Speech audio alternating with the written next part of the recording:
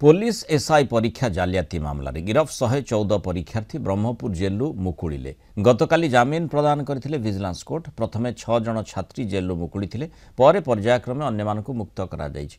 ए मामला रे मंगलवार क्राइम ब्रांच रो तदंतकारी अधिकारी विजिलेंस कोर्ट रे केस डायरी तथा सीडी दाखल करथिले, किंतु कोर्ट रे आशायी परीक्षार्थी विरोध में आवश्यक तथ्य प्रमाण दाखल करि पारि नथिला।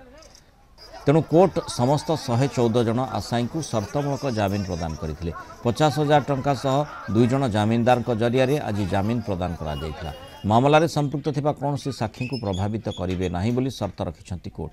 सेपरि क्राइम ब्रांच को तदंतरे समस्त प्रकार सहयोग करने को कोर्ट शर्त रही। कल तो सकाल पड़छ आज सन्ध्या सकाल 6टा आसिक जगीचे चाकरी कर स्टोर कीपर चाकरी कर चाकरी कर मीडिया जानलु देखिए कलु ना गोटे चाय के दबार ना